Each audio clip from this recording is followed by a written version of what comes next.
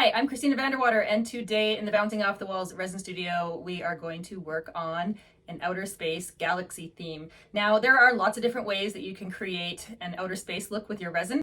I'm going to show you the way I like to do it. We incorporate some alcohol inks, some glittery sort of pigments, and we get a really cool galaxy effect that has lots of depth and just looks out of this world.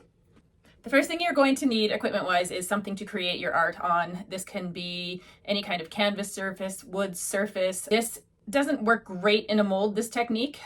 You could try it in a mold, or you could, if you don't have a wood surface to create on, sometimes you can build one by pouring into a mold just some black resin, some clear resin, and then once that cures, that can be your surface. You can take it out of the mold and then do your artwork on top of that. I have what is actually a wooden wolf paw print shape. I'm going to use it because I have it on hand. It's here, and why not? So we're going to build on this wood. It's about 1/2 inch thick, and it's a good surface for working on. You are also going to need a 2-part resin. I am using the NERPA coating epoxy, which is a high viscosity, meaning it's a little bit thicker. It has a decent working time when you're trying to get creative. You can look for anything that is a tabletop, and a craft resin, and art resin, any of the 2-part resin. The UV resin does not work for this sort of a project. Pigments. Now, pigments and paint, with this one you can get super creative. I like nice bright colors. You can use whatever you like. We're going to do some glow in the dark in this one. So I've got my favorite Prisma glow in the dark colors. It doesn't have to be this brand, but if you've got some glow in the dark pigment, it certainly will add to the piece. And then I've got a few different color pigments here. Nice purple. I love some of these sort of color shifting ones. This one is from NERPA resin, and we're going to be trying this one for the first time. And this one is actually a Deep Space Cosmo color, so works perfect for a galaxy. This purple Bliss from Black Diamond Pigments is also a sort of a color shifting one. These ones are neat, especially for space, because they sort of change color when you tilt the piece, so they add a lot of dimension. This one from Black Diamond is called Mystic Green Blue, and I'm going to show you a really interesting way to use this one, because although it looks fairly white, it comes up a really tealy blue color. But instead of mixing it into the resin, we're going to do a different trick that works great for galaxies. And I've just got a blue, but honestly, whatever colors you want to do this piece is great. We need to treat the wood with some paint. I'm going to get a little creative with some spray paint colors here. You can just use regular acrylic. Just make sure that you're not putting an oil-based paint on here, or the resin won't stick. So get creative. We're going to do a deep space with a little bit of depth, and we're going to also do some stars. You're going to need alcohol inks. This is the key for this specific style of doing galaxies. I highly recommend the Pinata alcohol inks by Jacquard. They just work better. The colors are super vibrant. I find some other alcohol ink brands that are a little less expensive are a little bit almost watered down. They don't have the vibrancy, and they also can fade over time. I've noticed with these ones the fading doesn't really happen. So highly recommend this brand. Of course, if it's not within your budget, you can buy other ones, especially just to practice, or if you're trying this for the first time. And you're definitely going to need a heat gun for this one, and also maybe some little stir sticks, swirly sticks, because we're going to get in there and do some work with that. And then your basic stuff like your safety supplies, your mask, your gloves, all of that. And let's get going here. I just painted this all black in my acrylic paint, and I talked while doing it and realized that I hadn't pressed record. So I have now covered my wooden piece with the black acrylic. I hand painted this layer, and I'm also going to come in with some spray paint to add some depth and dimension to it. Now, I could have done this black layer with spray paint as well. I just am out of black spray paint. So I hand painted the black. You can do either or. You just want to make sure that you are sealing the wood in. And everybody asks, why would we worry about painting the back and using colors on it when we're covering it in resin? Well, even when you add a lot of pigment to your resin, it still can get a little bit transparent once you pour it and it thins out. And I like to have that extra depth. If you're going to see through any of it, every little bit is going to count, and it's going to add amazing depth, especially when we're talking about an outer space piece. We want it to look like you could go into the piece. So leaving it flat black is an option for you if you want to add some stars to this, but we are going to add some color with some spray paint, and I'll show you how I do that. I'm going to use some vibrant, bright colors in here. You can choose whatever colors you like. I find that when I do these for name signs, that sometimes I'll do a little bit more of the bright pinks and purples because it's for a girl, or we'll stick more to blues and greens for a boy. People sort of have their themes and their preferences, but you can do whatever colors you like. So when I'm doing the space stuff, I just sort of come in and do just some areas that have some color. Nothing too crazy, nothing too fancy. This is just going to help me guide when I'm pouring resin where I want colors to go. I don't mind if it gets splattery. It is space, so they can overlap a bit. A little bit of orange splatter. The thing about the outer space pieces is you can get super creative and just sort of let yourself go with it, because it's a real free-flowing sort of style and it doesn't have to be exact. So you can get super creative and just feel free to paint and spray and pour however your heart feels you should be doing it. Just a little bit of purple in there too, just for some fun. This isn't a very big piece, but now it looks like tie-dye. We're going to add some stars. I will add stars for every layer of this because when you see through each layer, it looks amazing. When I make stars, I do it the same way as my Northern Lights pieces. I use white spray paint and I just lightly press down on the trigger to get just sort of a little spurt and splatter. You can, of course, use a toothbrush or a paintbrush and flick some white paint on. If you really want, you can hand paint little dots. I just find this way is fast and it gives quite a nice effect.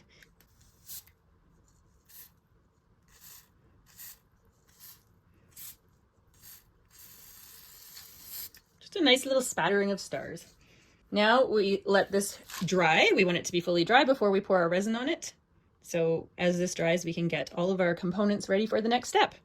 Now, before I start mixing my resin, I like to figure out what colors I'm going to be using and sort of line them up so that I know how many containers I need and can have it ready to go instead of scrambling around, because once I have the resin mixed, then you have a certain amount of time to work with it. So I like to make sure I know what I'm doing. Now, this color that I was telling you about earlier, this is Mystic Green Blue from Black Diamond Pigments. It's one of their ghost colors. It's really hard to show on camera, but it has some really cool color shift. I'm not going to mix resin with this color. We're going to use it in a different way. So I'm going to just put it aside. And then I've got this Purple Bliss, which is also, it looks burgundy, kind of orangey from some angles, and then totally purple in others. So we will mix a little bit of that one.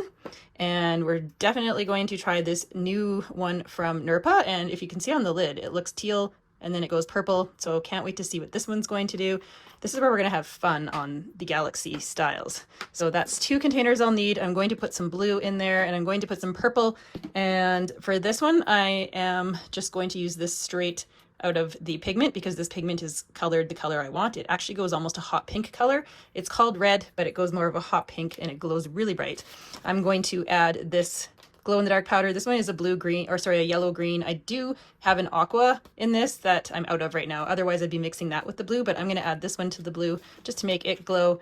And then to the purple, I have a purple glow in the dark, so I will be mixing those together. So I'm going to need a total of 1, 2, 3, 4, 5 mixing containers, and we're just need a little bit of each one. This isn't a huge piece, and we're just doing sort of slight colors in here.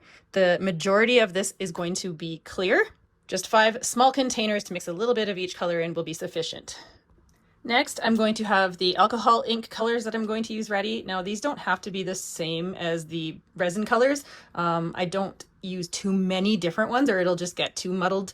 And because we have some color shift colors in there, you might want to decide, is this going to be more purple? Is this going to be more orangish? And sometimes it doesn't really matter. Just get creative. I'm going to sort of just put a few of the alcohol inks to the side, and white is a super important one when you're doing the galaxies. And this white is actually not the brand. I have a big refill container of the Pinata ink, but I have this container that I put it into just for the easy application with the artwork. So you really definitely want to have white. The rest of the colors are entirely up to you. I like to have those ready to go, especially if you've been using them before. Sometimes you take a lid off if you haven't used it in a while and the tip is all dried, and then you have your resin poured and you're going to use some and it's all clogged up. So I like to make sure they are all ready to go and sitting here lined up.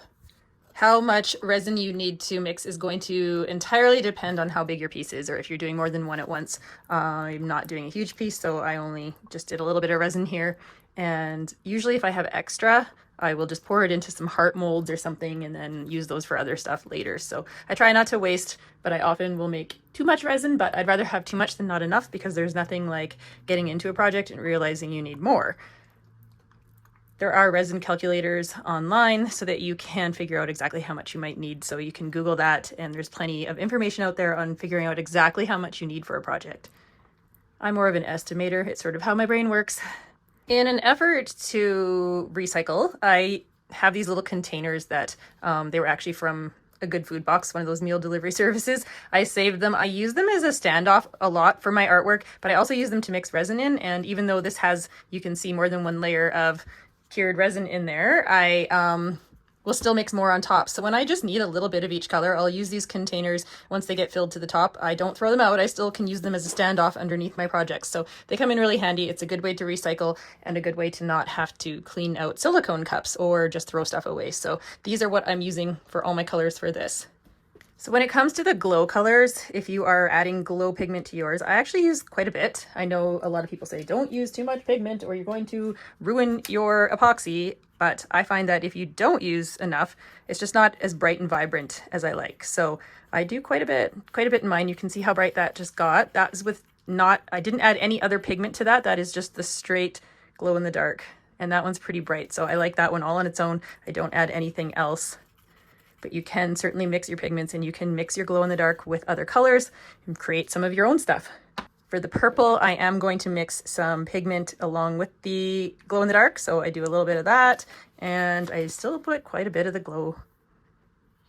People always say, how do you get your glow so bright? Well, I probably go overboard on the pigment.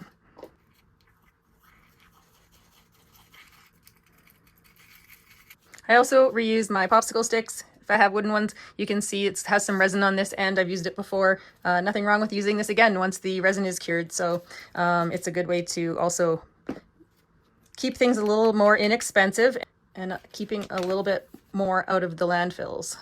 So this could, because this is a blue-green glow, mixing it with the blue might change that blue a little bit. Not too much. When it glows, it's going to glow sort of that neon green color. This project is the ultimate project to play around with colors. Try ones you haven't used before. We all have some pigments in our stash that we maybe haven't even given a shot yet. So here's the new one from Nurpa. This one's called Deep Space, and it's actually a Cosmos pigment. So I figured what a good one to try in a galaxy piece. It looks really cool. It shifts between purple and like a tealy green color. And we'll see. Look at that. Oop, I just, of course, sent some of the powder flying. Oh, wow, that's got like super bright purple and also super bright teal. So this one's going to look really cool.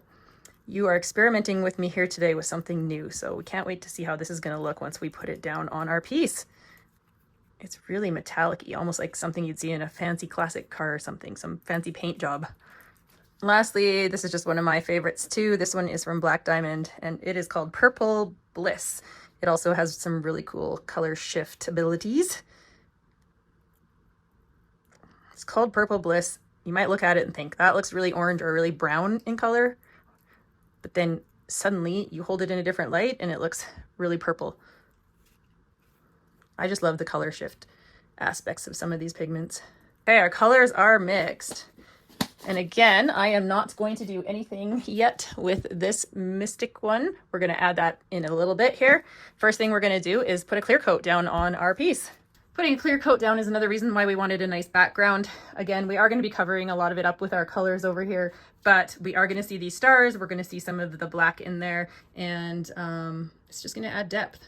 So we could just put clear. You don't need a lot because we're going to smooth that out. You can use tools to do this. I am a hands-on worker and I just like to use my hands. If I'm doing wood like this, I come right down the sides and I smooth it out. That way your edges look nice and smooth and they don't have big drip marks.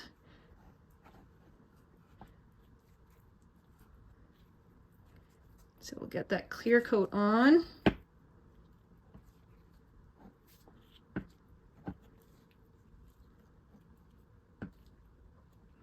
Seal in all the paint.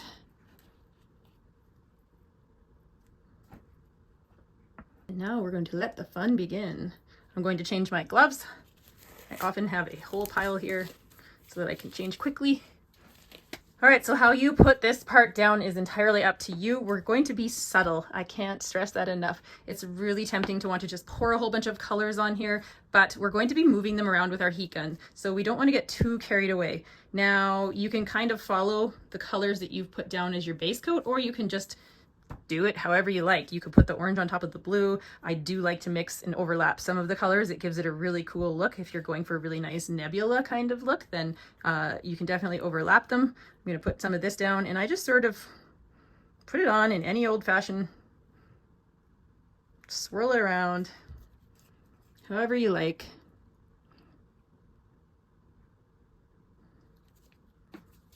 Put some blue where the blue is. No rhyme or reason. I do not have a plan when I start this. I just put it down. I put all the colors in there. This purple, we can overlap the blue, come up far with it. A little bit of purple over here. Of course, we have this bright pink.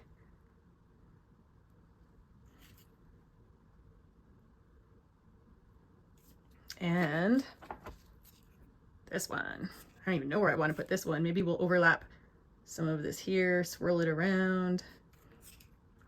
I think it'll look really good in this pink too. Wherever you want to put stuff. I do take my heat gun at this stage and I kind of get rid of the bubbles and I just spread these things out just a little bit. Look at how that color is already shifting in there.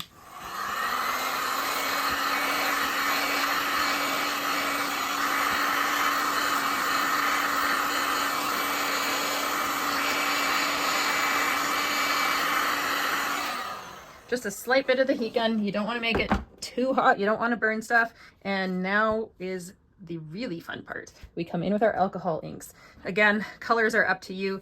I know this doesn't look like much. I want to show you before I do the alcohol inks. If you don't like how something is on here, you can also just drag and swirl some of those colors together. Again, doing the galaxy stuff is just fun. It's fun. And we're going to start maybe with some blue. I will do some blue drops just right onto there. Again, not really a rhyme or reason to this. Just a couple drops. You don't need a lot. You can do the same with some of the other colors. This is a coral color, so I feel like it'll go well in here, maybe in there. A little bit of purple. Depending on the size of the piece you're working on, you don't want to go too crazy and do too much. You can also overlap the alcohol ink to kind of blend those colors a bit. This one is a golden yellow. It goes well with the coral. Maybe just a little bit of a pink in there. Maybe there and there. I'm going to come in with my white, and this is why the white just makes everything come together. I kind of go white over all the other drops I did.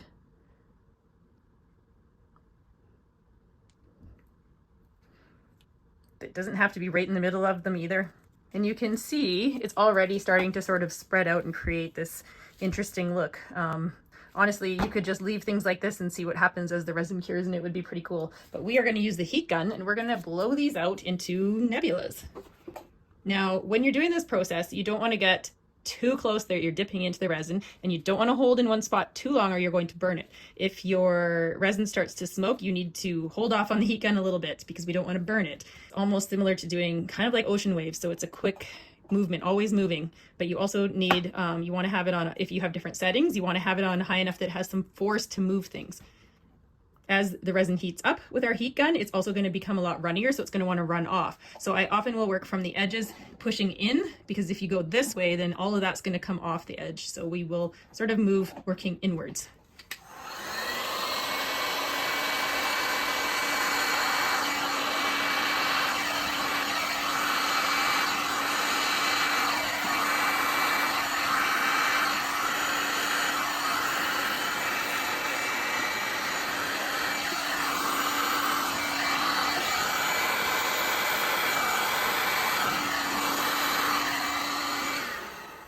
Now it's really easy to want to overdo this step because it gets fun. It's fun watching everything move and seeing how it blends. But because we're going to do another layer, that's right, because outer space shouldn't just be this single double dimension. We want to make it deeper. So don't go overboard with this particular part. Just a little bit of blending. You can see the effects it's made. You can see that after we're done, there's still bubbles coming up. So I don't use the heat gun to get rid of these bubbles because I like how everything looks and I don't want it to move again. So this I come in with the torch and get rid of. So you can see how everything has blended and made these fancy lacy nebulas. It's super hard on here to show you that color shifting. In real life, it looks like, I would say, when you see oil in a puddle on the pavement, but that's kind of hard to show on film. Now, I said I was going to show you what I was going to do with this one, so let's do that now. For this, I'm wearing gloves because this is quite fine and I don't want to get it all over my hands because then it's hard to get off. I just take a tiny little pinch of it and you can see how it looks blue-green. You can just sprinkle a little bit on. however it wants to go. Now, again, on camera, that's really hard to see. What it's doing is it's creating sort of a like sparkly, glittery effect. That color shifts. It can almost be like Milky Way in there. And we are now going to let this layer cure and come back at this with a second layer tomorrow, and then you'll see how that depth really comes out. All right, so here we are next day. This first layer is cured. You can see it a little better in the light. Look at this amazing color from Nerpa, that Cosmo color. When I got it faced this way, it's like a teal, and then as soon as I turn it and you look at it the other direction, it goes purple. It's really cool. It really adds a lot to the outer space look. So today, for our next layer, I'm going to put another layer of stars. We're going to do that in the exact same way that we did it yesterday by just splattering a little bit of paint on there. Adding more stars adds a ton of depth to this.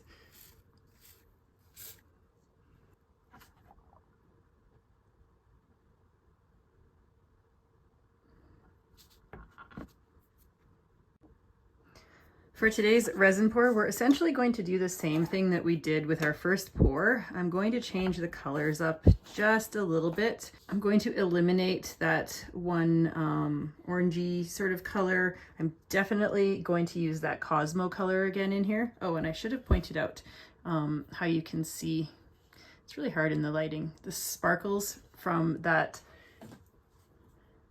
mystic green that we sprinkled on there. In real life, you can really see it well, but it really also added a lot of depth to it.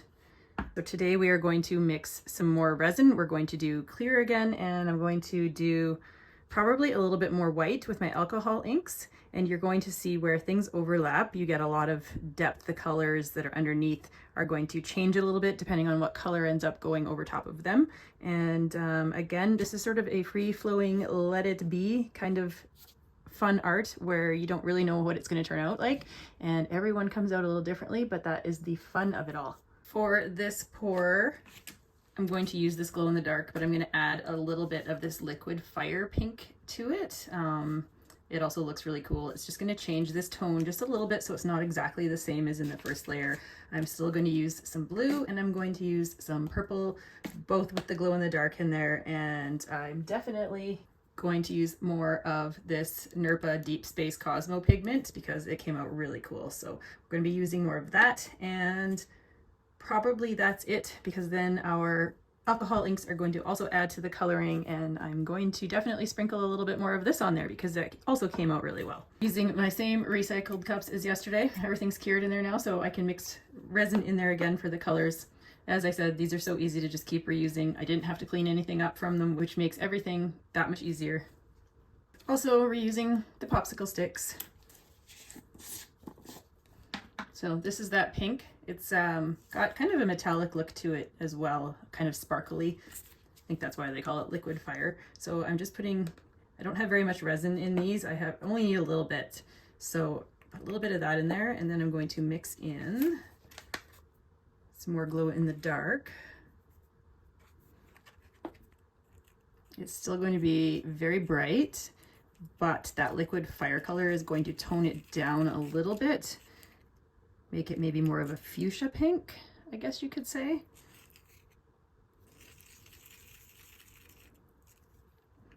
Some purple, more of the purple glow in the dark. As you can see, there's not a lot of resin in there. I don't need a lot. We have a lot of color down on this first coat, and we don't want to cover the whole thing up. We still want it to look like space. And I mixed some blue, and I mixed some of that Cosmo color.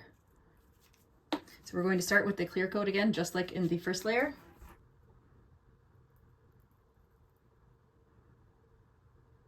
Again, it doesn't have to be super thick, just enough to cover the first layer and get around the edges again. Same thing as the first layer, I run my fingers along the edges to smooth it all so that it doesn't look all drippy.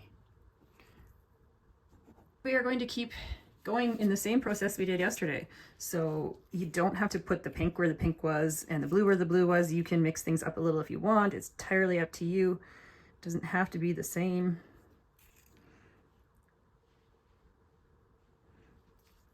I sometimes do keep those colors together because they're a little bit different, and the alcohol inks add different tones, so then it will look like a pink nebula here with variations to it, or a purple one here, whatever.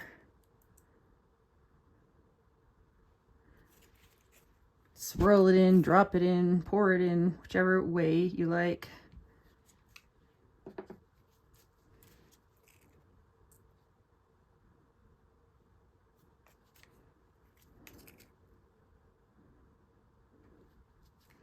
Don't need a lot.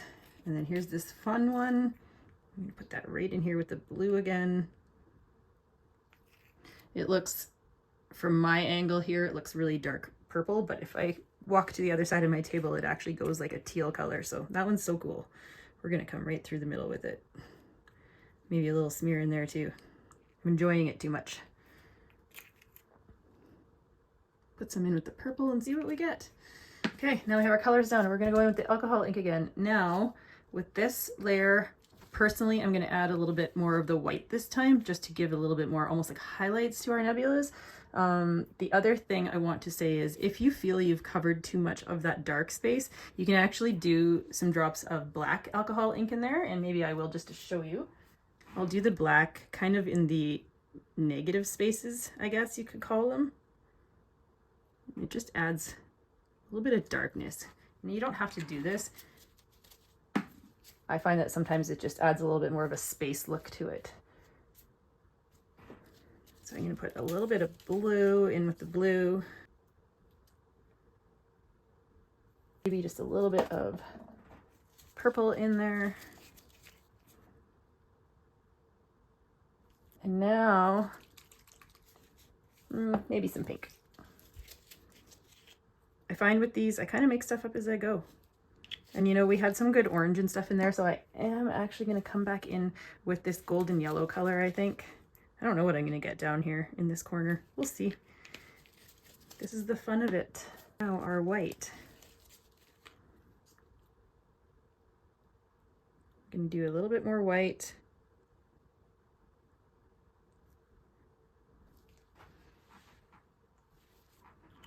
Now we are going to come in with the heat gun in the same way we did yesterday.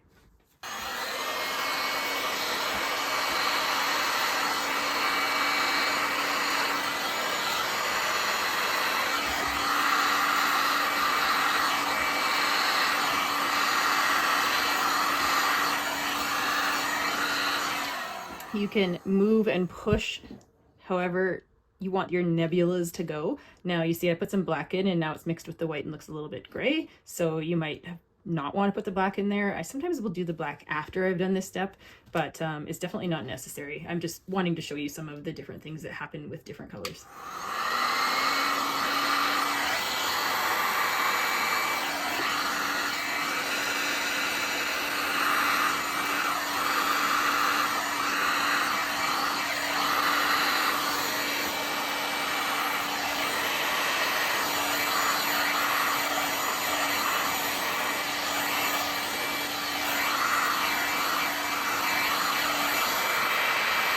If you find that you've got some areas that maybe blended too much, you can come in, just sort of scrape through there if you want to see some of that first layer a little better. And now you'll see how this is going to actually move together, and it's going to create sort of a different look there too. It's going to fill up because the resin is self-leveling.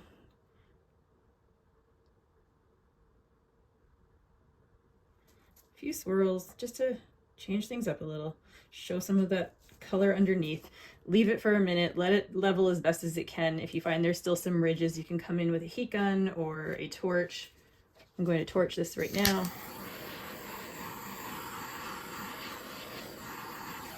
If you are looking at it and you think like this area is maybe too dark, you can, now that you've used your heat gun on it, you can still come in, maybe do another little drop of white. And if you don't want that circular pattern, you don't want to come in too much with the heat gun, you can sort of swirl that white, tap it through. There's so many different ways to get the resin to flow and to move, and the alcohol ink is still going to react to the resin even if you're not using a heat gun on it, and do some interesting things. Another thing that you can do if you're maybe wanting a little bit more of a outer space swirl,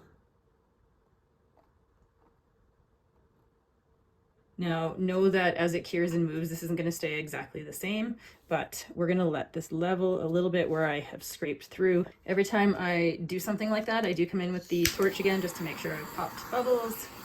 You can sometimes use the torch a little bit and go near the alcohol ink and it will move it around, but don't hold it down in one place too long or you're going to burn your resin. And once you are happy with what you might have here, you don't have to do this. This is a totally optional step as well. I'm going to sprinkle just a tiny bit, like it's a tiny, tiny little pinch, just kind of throughout there. Just kind of, I don't know, I like it. It adds quite the look. If you wanted, you could keep that in just one line so it's more like a Milky Way maybe. So this is what we have after today's pour. You can see our little swirl there. You can still see it. It's not exactly how it was, but it looks really cool. It adds to that space. And you can also see the little flicks of the pigment that I sprinkled on top, how they look like stars as well.